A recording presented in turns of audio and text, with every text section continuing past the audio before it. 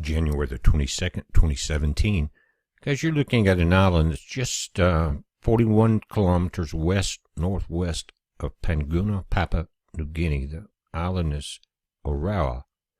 But you see in this image, which is not a current image, we're looking at Google Maps, you see this volcano now. The 8.0 earthquake that has now been downgraded to a 7.9 hit inland. It didn't hit in the ocean, and that, let me back this thing out. And that was fortunate because when this powerful can cause a tsunami. Now, you can see the island has had volcanic history. You see that ancient crater. You can see other signs of volcanic activity across here.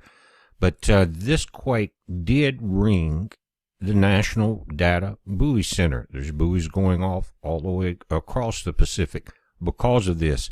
And that tells you the strength, and we'll take a look at it. Now, the quake happened here, and you can see the different stations that are showing alerts. Now, a lot of these are just a meter or less. Some are a little over a meter. Not that strong, but guys, this happened inland.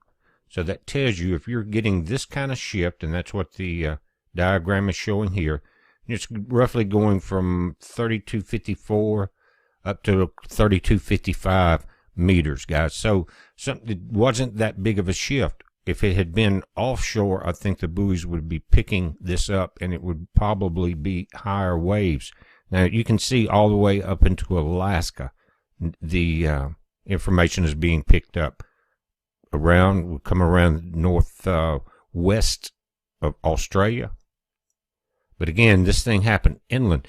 And the reason I wanted to do it, because of this volcanic activity and this quake, I've been talking about the energy from the solar wind speed increasing that is being picked up by our magnetic field lines, transferred into the core of the planet. And we're going to start seeing the volcanoes. We're going to start seeing stronger quakes because of that.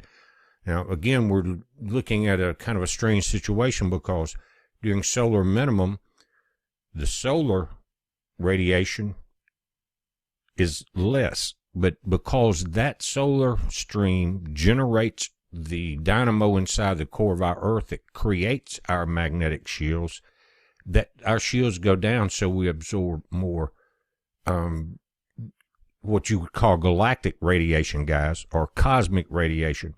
And that's what we're dealing with. So we're going solar minimum, cosmic radiation's increasing in the core of the Earth. And I did a video a couple of days ago, and they were talking about this magma core, or the magma outer core that surrounds a core, now can be measured through the swarm satellites. And it's telling us that it's moving 25 miles a year, the way that it's shifting.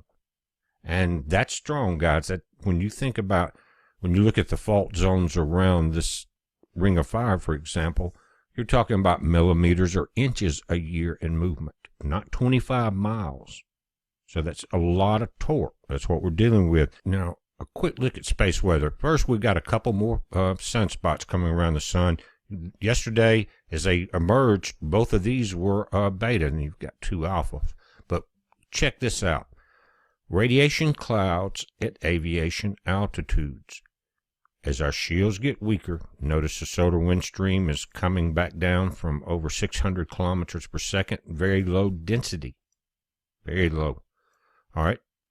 Radiation clouds are penetrating further into our atmosphere. This proves it. New study published in the peer-reviewed journal Space Weather reports the discovery of radiation clouds at aviation altitudes.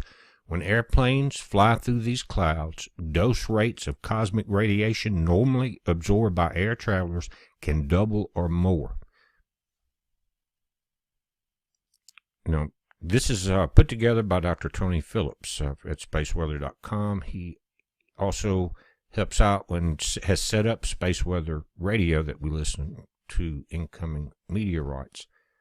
But it says we have flown radiation sensors on board 264 research flights at altitudes as high as 56,700 feet. Started in 2013, it goes until now. On at least 6 occasions, the sensors have recorded surges in ionizing radiation that we interpret as localized radiation clouds. The fact that air travelers absorb radiation is not news.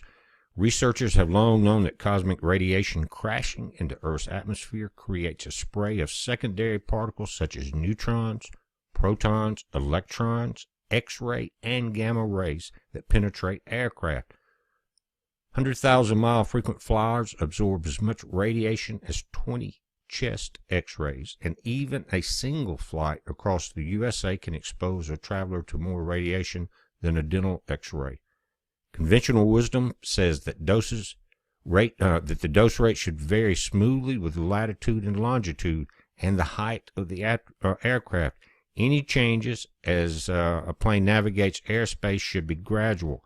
Says Tobisky and the colleagues have found something quite different, however. Sometimes dose rates skyrocket for no apparent reason. It surprised them. All of the surges they observed occurred at relatively high latitudes, well above 50 degrees in both hemispheres. One example offered in their paper is typical. On October 3rd, 2015, a research aircraft took off from southern Chile and flew south to measure the thickness of the Antarctic ice shelf. On board, the Armis flight module recorded a 2 times increase in ionizing radiation for about 30 minutes, while the plane flew 36,000 feet over the Antarctic Peninsula.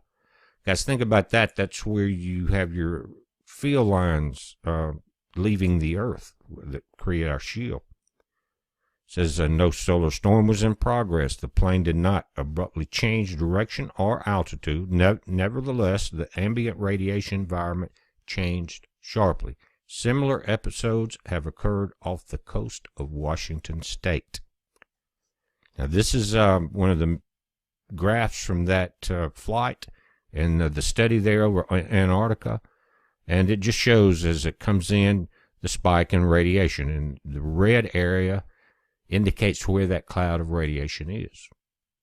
Those are the cusp in our solar shields. Radiation measurements made by Armis while flying over Antarctica. The colored points are from Armis. The black points are from a NASA computer model, NARIS, predicting radiation dose rates. Throughout the flight, Armis observed higher dose rates than predicted by the model, including a surge highlighted in pink. Now, he goes on to say that we're not sure what's going on, but we have an idea. Earth's magnetic field traps many cosmic rays and solar energetic particles in structures called magnetic bottles. These bottles can be leaky. Even minor gusts of solar wind can cause the trapped particles to be squeezed out the end of the bottle, sending beams of particles downward toward the Earth below. It says basically we think we might be flying through some of these leaky particle beams. Tobisky notes that a team of South Korean researchers has observed similar variations in radiation while flying sensors on board a military aircraft near the border between the two Koreas. If the phenomena are the same, the Korean measurements would suggest that the radiation clouds may exist at middle latitudes too. Think about that. When you see the entire shields of the planet, there's lines of magnetic field lines going in and out all over the planet. And so you create these energy spots or these radiation spots because of that. But that field is constantly changing. But guys, we're watching this. It's very interesting.